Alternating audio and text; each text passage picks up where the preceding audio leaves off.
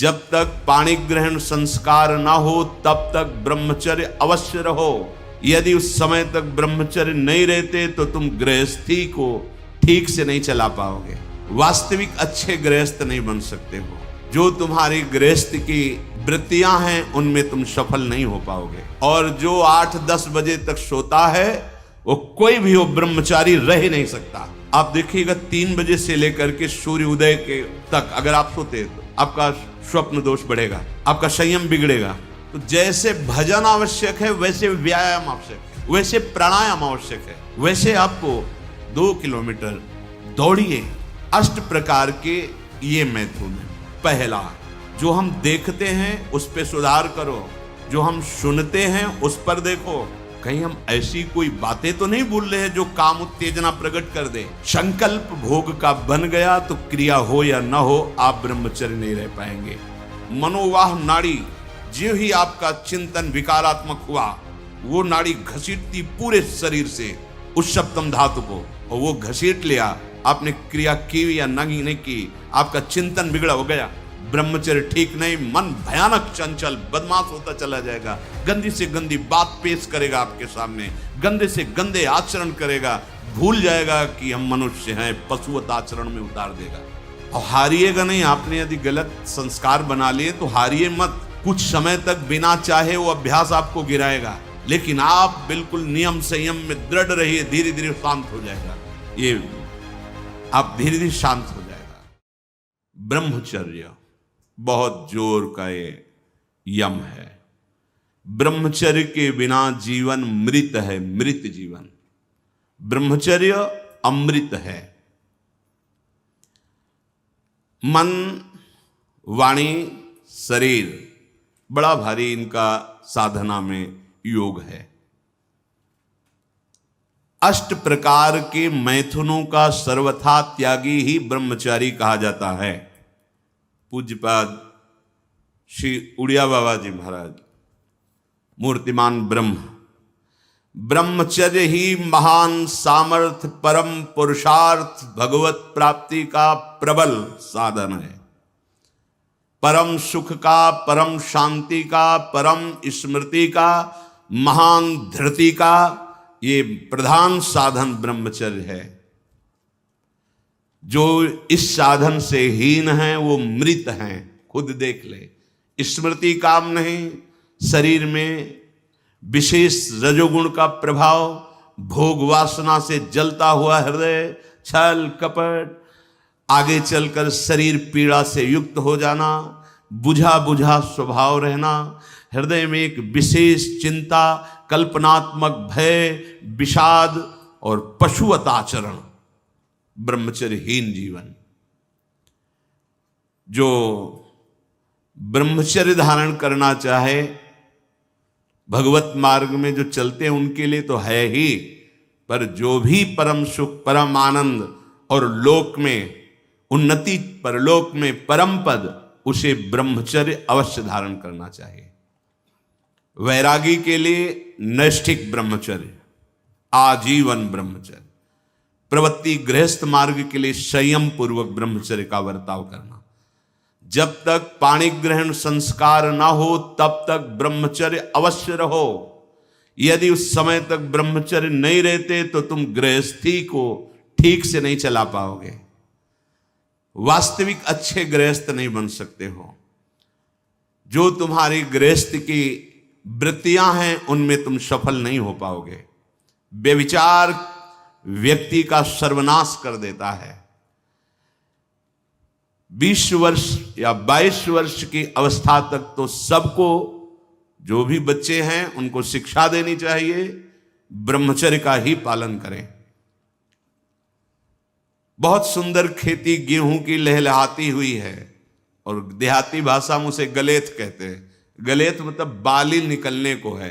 अब काट लो आप, एक दाना नहीं मिलेगा, और थोड़ा रुक जाओ धैर्य पूर्वक, बाली आ जाने दो, उसमें दाना पड़ने दो और दाना पक जाने दो, तो 1 बीघा खेत में 40 मन गेहूं होगा। ऐसे ही जो आप 13-14 वर्ष की अवस्था से आपके अंदर परिवर्तन होता है, एक भोगाकर्षण होता है, सबके अंदर जो इस भूमि में जन्मा है, या भगवान या भगवत प्राप्त महापुरुष कारक पुरुष, उसकी बात तो अलग है। अन्यथा जो भी जन्मा है, जहां 12, 13, 14 वर्ष की अवस्था होती है तो काम वेदना जागृत होने लगती है। मन एक अलौकिक आकर्षण, भोगाकर्षण की तरफ भागने लगता है। एक चाह होती, कोई हमारा ऐसा दोस्त हो, कोई हमारा ऐसा प्यारा हो जिसको हम अपना जीवन समर्पित करें। ऐसा होता है, एक वो माया का ऐसा आकर्षण होता है। इसीलिए पूर्व में गुरुकुल भेजा जाता था, बिल्कुल भोग विलासता से दूर, एकांत में महान ब्रह्म ऋषियों के शासन में, चाहे वो राजकुमार हो चाहे गृहस्थ बालक हो, एक ही संगत में बैठाल कर अध्यात्म विद्या के द्वारा, नियम संयम यम के द्वारा उन्हें पूर्ण किया जाता था। उनका ज्ञान पूर्ण, उनका संयम पूर्ण, विचार उनका सत्य, फिर वहां निर्णय लिया जाता था। अब मैं आजीवन नैष्ठिक ब्रह्मचारी रहकर संन्यास लूंगा, अब मैं गृहस्थ में जाऊंगा। दोनों की पद्धतियां थी। गुरुजनों को संतुष्ट करके एक विरक्त मार्ग में चले जाते, गृहस्थ मार्ग में। जो गृहस्थ मार्ग में जाते, पाणी ग्रहण हुआ, उसमें भी गुरुकुल में रहकर शिक्षा मिली है। कब, कैसे, किस विधान से हमें ब्रह्मचर्य का गृहस्थ में प्रयोग करना है। ऐसा नहीं कि मनमानी व्यभिचार प्रवृत्ति। यहां तो अब ऐसे आचरणों की बढ़ोतरी हो रही जहां शास्त्र, संयम, गुरुजनों की आज्ञा, इनका तो कोई महत्व ही नहीं रह गया है। कैसी कलयुग की विचित्र मलिन चाल। जिस अवस्था में असंग रहकर विद्या का अध्ययन करना, स्वास्थ्यवर्धक चेष्टाएं करके स्वस्थ होना, समाज सेवक, देश सेवक, परिवार को सुख पहुंचाने वाला आचरण, अध्यात्म विद्या का ज्ञान, वहां छोटे से ही भोग वासना प्रवृत्ति की बढ़ोतरी, वो दोस्ती, विपरीत भावनाएं, व्यसन। समलो भाई, सबसे हाथ जोड़ के कह रहा हूं, बहुत कीमती आपका जीवन है। जिस जीवन को छोटे छोटे बच्चे गांजा, भांग, अफीम, ड्रग्स, चरस, ये क्या हो रहा है? अभी आपकी 20-22 वर्ष की अवस्था है, आप व्यसन में आसक्त हो गए, आप व्यभिचार में आसक्त हो गए, तो किस बुद्धि से आप देश सेवा करेंगे? किस बुद्धि से आप अपना उद्धार या अपने परिवार को सुख पहुंचाएंगे? ब्रह्मचर्य जीवन है, ब्रह्मचर्य जीवन है। ब्रह्मचर्यहीन जीवन मृत्यु है। पूज्यपाद सिउड़िया बाबा जी महाराज, साक्षात ब्रह्म। जिसको ब्रह्मचर्य धारण करना है, ध्यान देकर सुनिए।